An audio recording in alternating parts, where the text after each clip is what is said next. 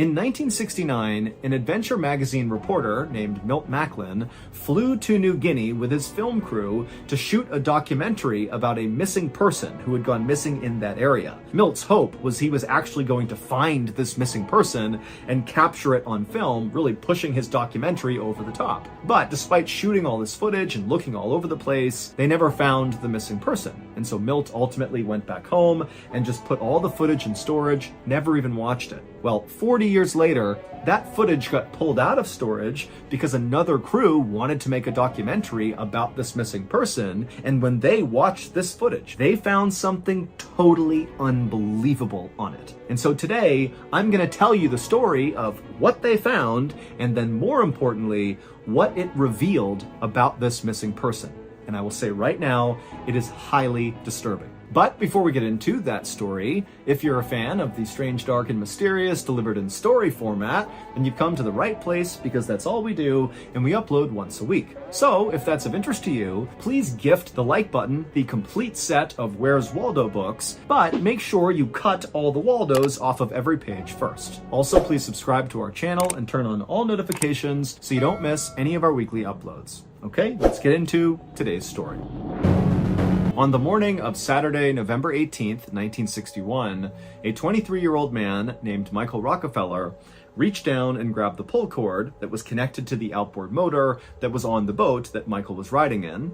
And Michael, he pulled and pulled on that cord, but he could not get this engine to restart. It just sputtered and wouldn't turn over. And without power, that meant that Michael and his small crew just continued to drift farther and farther out to sea. But that wasn't even the worst of this situation.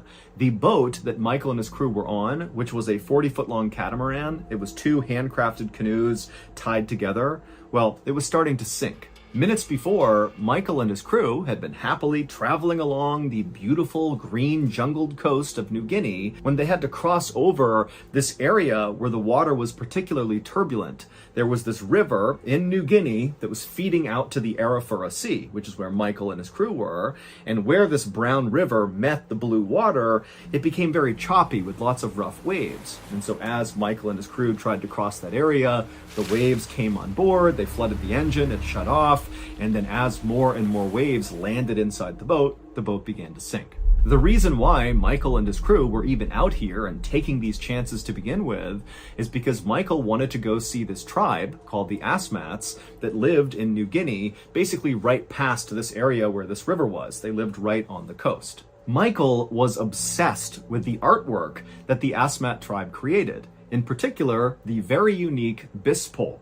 These poles are created by the master carvers within the Asmat tribe. What they do is they take a single piece of wood and they etch it away until it looks like it's a bunch of men standing on each other's shoulders. Now, these bis poles are totally beautiful and intricate and wonderful to look at, but the Asmat tribe doesn't make them for art. They make them because they believe they contain the souls of the warriors from their tribe who have been killed in combat. And until the Asmats avenge these downed warriors, basically until the tribe kills their enemies, these souls remain trapped in these bis poles, which means the Asmats don't really ever get rid of these poles. They don't sell them. They don't throw them away. They are just part of their culture and society. But months ago, Michael had come and visited the Asmat tribe. He had learned about these bis poles and what they meant, and he believed he had successfully negotiated a deal where he would barter some of his own goods in order to get one of their bis poles.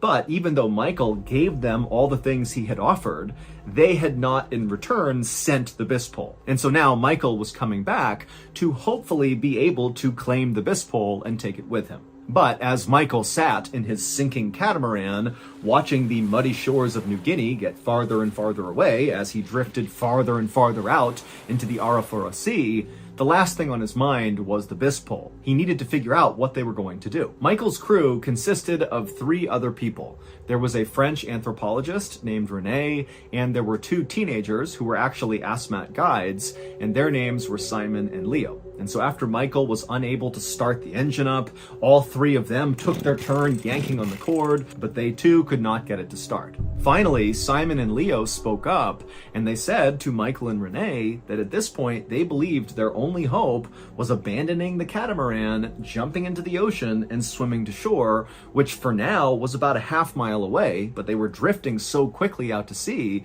that if they waited any longer, they might be too far away to actually make that swim. But Renee was not a good swimmer at all, and Michael was just not ready to totally abandon ship and leave this thing out here to sink, because on board the catamaran was all this stuff he had brought along, like tobacco and fishing line and clothes and candy and all this different stuff that he knew this tribe wouldn't have, and he could use it as leverage to continue bartering to get his bisque pole and to get other artwork they might be offering. And so even though Michael understood that obviously this catamaran and everything on it is going to sink into the ocean at some point, he just wasn't there mentally to jump off now and just kind of abandon all this stuff. And so a decision was made that the two asthmat guides, the two teenagers, Simon and Leo, they on their own would jump out, swim to shore, and try to get help, while Michael and Renee stayed back and waited for that help to come. And so a few moments later, the two teenagers jumped into the water and began their long swim to shore. And as they did, Michael watched, and it suddenly dawned on him just how far away he was from his own home. It had been months since Michael had last showered, so he smelled terrible. He was totally sunburned and caked in dirt, and his hands were rough and calloused from all the rowing he was doing. But this was not really Michael's real life, because Michael was not from New Guinea or from anywhere near here. He was actually from America, where his family was one of the most well-known, influential, and richest families ever. Like in the history of humanity, the Rockefeller family are in like the top 10 of the most powerful people ever. Michael's grandfather was the oil tycoon John D. Rockefeller, who at the time was literally the richest man in the world, and Michael's father, Nelson Rockefeller, was at the time the governor of New York and the future vice president of the United States. But despite having these unbelievable resources at his disposal, Michael was not compelled to kind of be a Rockefeller. Instead, he found his calling in the wilds of New Guinea. He had first come here 7 months earlier with a team of Harvard University filmmakers who were looking to document a very remote tribe. And Michael just fell in love with the adventure of this trip, even though on this trip, while they were filming a battle between this remote tribe and another tribe, Michael got shot accidentally in the shoulder with an arrow. So despite being wounded effectively in combat, Michael just loved being in New Guinea. In fact, Michael actually never told his family about getting shot in the shoulder with this arrow because he was worried if he told his family, the all-powerful Rockefeller family, they would respond by seeking out retribution against one of these tribes that had inadvertently harmed Michael Rockefeller. And so Michael was just very respectful and protective of the people he came in contact with in New Guinea, and in many ways he viewed them as more like his people than his family. And so after the Harvard University filmmakers wrapped up their documentary and went back to America, Michael had stayed in New Guinea. And in the meantime, his father, Nelson Rockefeller, had opened up a museum back home in New York called the Museum of Primitive Art, and what it displayed was artwork from places like New Guinea. Now, this was the early 1960s, and so many Westerners viewed natives of New Guinea, like the people of the Asmat tribe, as being very primitive and backwards. And so as a result, there was a lot of people that were drawn to this new museum in New York just for the spectacle of it, to see what these primitive backwards people were creating. But Michael felt like he had a deeper understanding of the natives of New Guinea, and he felt like it was his responsibility to go out and find the incredible artwork all around New Guinea, including like the bisque poles from the Asmat tribe, and send that artwork back to his father to be put up in this museum so that it was more than just a spectacle. Michael wanted the people of the West to appreciate and respect the natives of New Guinea the same way he did, and he believed through art he could do that. And so Michael had teamed up with Renee, the French anthropologist, to go all around New Guinea to find this artwork to send back to his dad. A few hours after Simon and Leo had leapt off the sinking catamaran and began their swim to shore, Michael and Renee had no idea if they'd even made it to shore. They hadn't seen anybody show up to rescue them, and so as far as they knew, they had no idea how close they were to being rescued or not. And as they looked down, they saw their catamaran was sinking lower and lower in the water. And so at some point, Michael and Renee just grabbed buckets and began bailing the water out of the catamaran, which was totally useless. The water was coming in way too quickly, but they had nothing else to do, and so they're bailing the water out, and then a rogue wave comes through and flips the entire catamaran over, sending Michael and Renee into the sea. And so luckily, Michael and Renee were able to swim to the surface. They swam over to the now upturned catamaran, but there was an air pocket kind of trapped underneath it, and so it was staying afloat. And so Michael and Renee grabbed onto the catamaran, and Michael actually grabbed a gas canister that had come off the boat, and he attached it to his belt like a flotation device. And so he and Renee just kind of held on to this upturned catamaran. Michael was also supported by this gas canister, and they just continued to wait, hoping that Simon and Leo had made it to shore and that help would be arriving soon.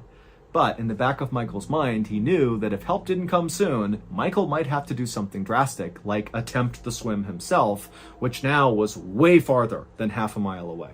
By the next morning, when the sun came up, Michael and Renee were still in the water, holding on to that catamaran, waiting for help to arrive, but no help had come. Now, Michael was a very good swimmer, but by this point, he knew they were at least 5 or maybe even 10 miles from shore. So this would be a gargantuan swim in pretty rough waters. But, Michael, he's a Rockefeller. He had a lot of confidence, and he began telling Renee that, hey, I'm going to do this swim. I know I can do it. I can swim the whole distance. Even if it's 10 miles, I can do it.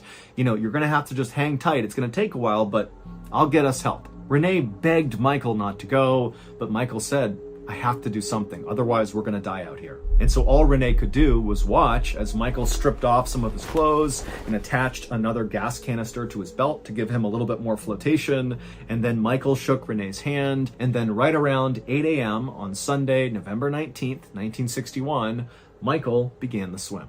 About 12 hours later, so that night, while Renee is still just holding onto this catamaran, hoping help is going to come soon, suddenly, kind of without warning, the sky suddenly erupted with this incredibly bright flame. And what it was a plane flying overhead that had spotted Renee and the upturned catamaran. They had fired a flare into the air to be like, hey, we see you, we're going to send help. And then just a couple of hours later, a boat came around and picked Renee up. And when Renee climbed on board, he was so relieved, and he asked the captain, hey, did Michael Rockefeller tell you I was out here? Is that why you knew I was here? And the captain said, no, we were told by 2 teenagers, 2 guides, Simon and Leo, that you were out here. No one's heard from Michael. Now, you need to remember that Michael Rockefeller was a Rockefeller. And so as soon as Renee heard, oh my goodness, we don't know where Michael is, and he told the captain that Michael had begun this unbelievably long swim to shore to get help, it was like suddenly a bomb had gone off in the Rockefeller family, and they committed all of their money and their resources and their influence to launch the biggest manhunt basically ever to find Michael. They dispatched ships and helicopters and planes. They got in touch with the US Navy and got them to be fully involved. I mean, they looked everywhere for weeks, but they could not find Michael. This search for Michael would continue for years. Now, it wouldn't be as intense as the first few weeks, but there was always somebody or some entity looking for Michael around the area where he had begun that swim. But by 1964, so 3 years after Michael had begun the swim to shore, the Rockefeller family finally accepted that Michael had to be dead, that he had to have drowned on that 5 or 10 mile swim to shore.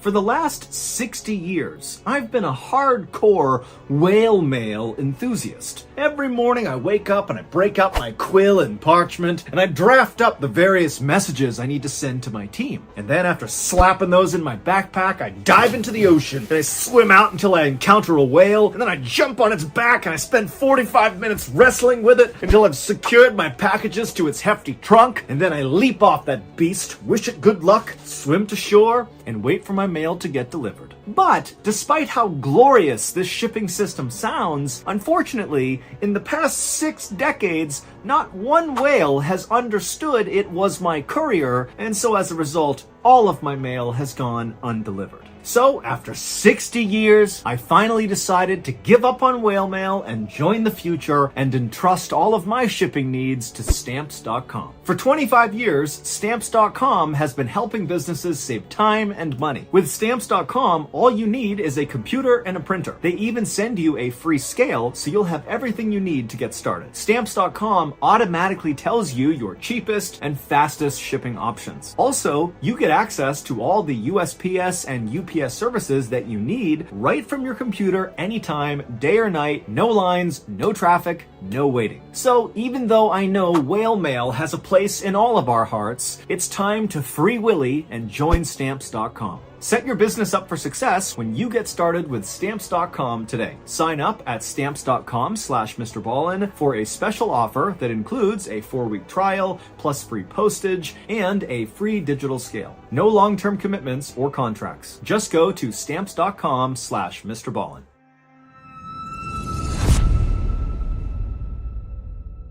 And when the family finally kind of accepted that that is what happened, that became the story in America about what happened to Michael Rockefeller. In fact, his sister even wrote a best-selling book about grieving his loss. But in New Guinea, a very different story began to spread about what happened to Michael. Rumors about his fate were whispered along trade routes and between visiting missionaries and gossiped about in tabloid and adventure magazines. In 1969, so 5 years after Michael was declared dead by his family, an adventure magazine reporter named Milt Macklin heard from this mysterious Australian person who was a source for this magazine that they had actually run into Michael Rockefeller recently in the jungle of New Guinea, not far from where he supposedly disappeared. And Milt would actually follow up on this tip, despite how not credible it was, and he would go to New Guinea with a film crew, and he would go to this area, and he would look everywhere for Michael, he would talk to locals. I mean, he really scoured the area, but there was no sign of Michael. And so Milt, feeling very let down by this, he came back home and he actually wrote a best-selling book about his quest to find Michael Rockefeller. But crucially, even though he had shot all this footage, both at a distance and up close, of all these tribes in the area where Michael supposedly was, he and his team never really reviewed the footage. They basically shot all this footage while they were there looking for Michael, couldn't find him, and said, meh, and put the footage aside. But 40 years later, another documentary film crew decided they were going to go to New Guinea and look for Michael, because there were still all these rumors floating around that Michael was alive and living in the jungles of New Guinea. And before they actually went to New Guinea to go looking for Michael, they uncovered this unwatched footage from Milt Macklin, and they watched all of it, and they discovered something unbelievable. Amongst the hours and hours of footage, there is this brief shot taken from a distance where the film crew is shooting on land out towards the water, and you see this canoe come into frame, and it's full of Asmat tribe warriors. This is a war party, and they're making their way presumably into battle with some other tribe. But amongst these big, strong men is one man who totally stands out because he doesn't look like the other Asmat warriors. He is a naked, bearded white man who, again, even though the quality of the film was poor, he totally looked like Michael Rockefeller.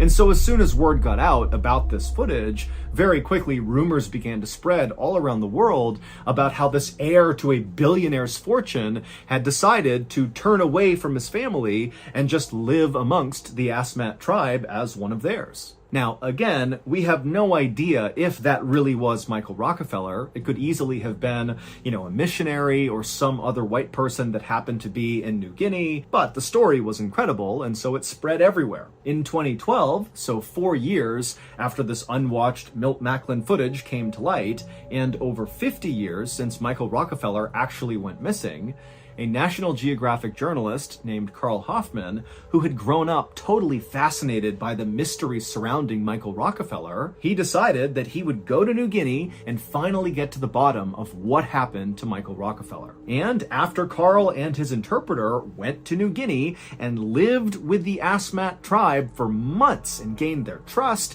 and gained their respect, they began to tell him a brand new story that he had never heard before about what happened to Michael. The real story. and they gave him a dire warning that if he ever told anyone what actually happened to Michael, that the whole village would likely be killed, and maybe even he too would be killed. But Carl didn't listen. After hearing what really happened to Michael, he left New Guinea and wrote a book about it called Savage Harvest. And from his book, here is what happened to Michael Rockefeller.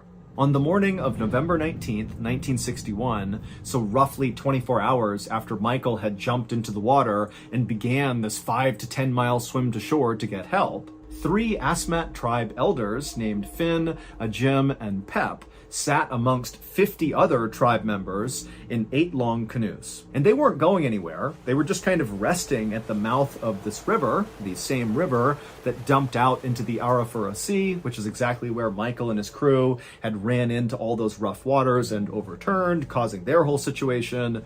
And so all these tribes people are just sitting there in their canoes. Some of them are smoking loosely wrapped cigars. Others are chewing on flour made from a palm plant called sago. And they're all naked, minus a couple of bands around their knees and their elbows, and some of them had very intricate piercings in their noses and their ears, but they're all just kind of sitting there. It was a long day and they're enjoying some peace and quiet. But then suddenly, Ajim, one of the elders, noticed something making its way into the river from the sea. It was this white thing kind of slithering towards them, and immediately Ajim called out to the others to look, there's something over there. It's a white crocodile, it's a serpent, it's something. And they all look, and they're watching, and slowly this white thing is moving its way closer and closer to them. And so, not wanting to be caught off guard, the entire group got ready and began paddling over to see what this thing was, because if it was a threat, they could deal with it. If it wasn't, so be it. And so as these 8 canoes converged on this white thing, some of them had their spears up ready to attack. But when they finally saw what this creature was, they realized it was not some serpent or crocodile or something.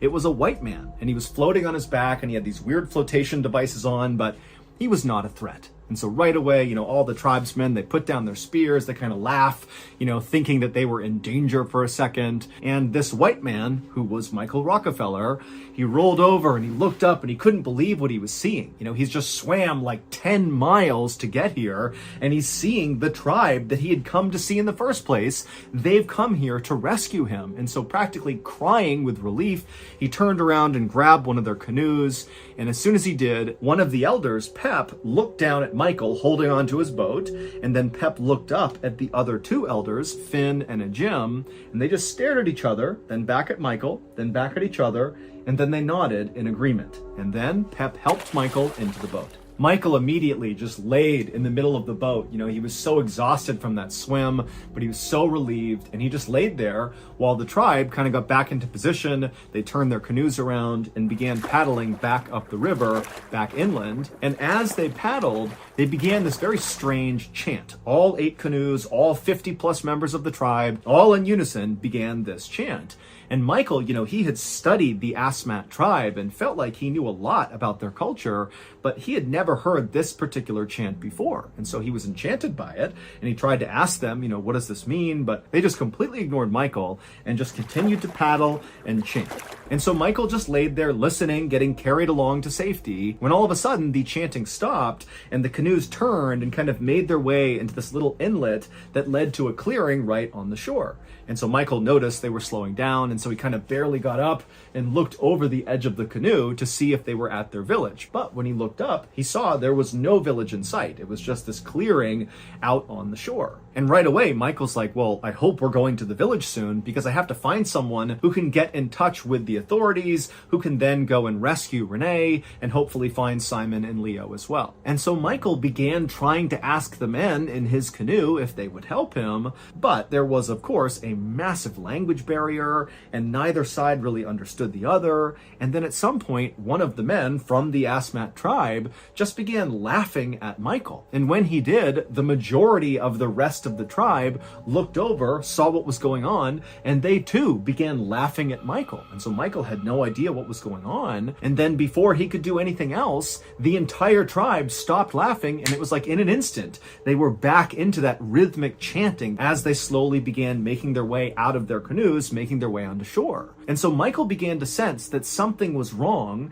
and instead of getting out of the canoe with the rest of the tribe, he kind of instinctively laid back down on the canoe, almost like he was trying to get away from them. And when he did that, the tribesman who had first laughed at Michael, he stood right over Michael as he's doing this chant, and he smiled at Michael, and then he raised his spear and he drove it into Michael's side. And the second he did that, other members of the tribe raised these horns they were carrying and began blasting into their horns. And so Michael, he's screaming out in pain, but he's got no strength to defend himself. And so he kind of like rolled over onto the other side on this canoe, kind of trying to protect himself. And when he did that, the guy just lifted his spear again with a big smile on his face and drove it into Michael's other side. After the man pulled the spear out, Michael, who's in horrible pain, managed, perhaps with his adrenaline, to pull himself up and over the side of the canoe. So he kind of fell out onto the mud, and he tried to stand up to get away from them, but there was nowhere he could go. And so as he's kind of fumbling in the mud,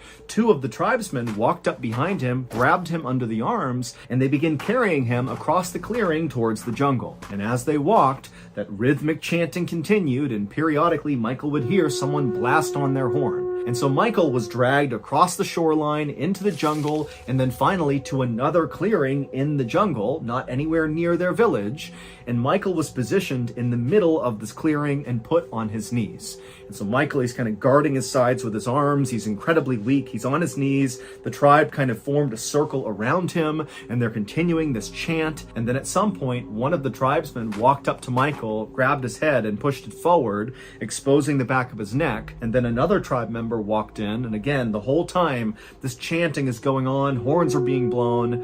And this other tribesman comes up and he raises an axe and he brings it down on the back of Michael's neck. It would turn out the Asmat tribe knew who Michael was. They remembered him from his visit several months earlier when he had attempted to barter for their bis poles. And they had been totally offended that this rich white man had shown up and thought he could just buy one of their sacred artifacts like it was some trinket to be put on display in a museum. And so they had held on to a deep hatred for him. That was why they didn't send their bis pole to him. They weren't going to give it to him. But when Michael had kind of magically floated into their river, and suddenly the Asmat tribe has him sitting in their canoe, the three village elders, Finn, Ajim, and Pep, they all just kind of looked at each other and nodded in agreement that they were going to ritualistically kill Michael to avenge the deaths of many of their fallen warriors that those bis poles apparently contained the souls of, because many of their warriors had been killed by white men in the past,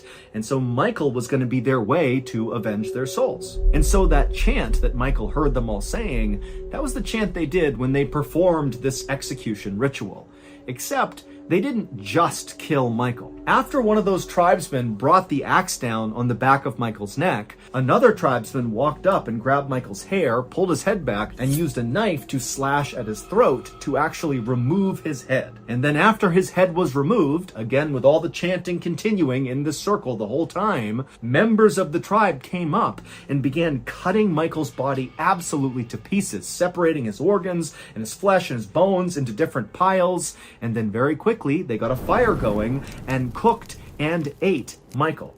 And of all the parts of his body that were eaten, his brain was apparently the most important, and so only Finn, Ajim, and Pep, the three elders, were allowed to eat the brain. And then finally, after they had finished eating and took all the remaining meat that had not been consumed, and they put it into their pouches to eat later, Finn, one of the elders, took Michael's skull, and he would bring it back to the village, and he would cover it in banana leaves, and he would paint it, and treat it like a trophy. A few days later, when that huge search party came through the area looking for Michael, the Asmat tribe knew they could never whisper a word about what happened to Michael, because if it got out, it's very likely that Westerners would want to retaliate against them.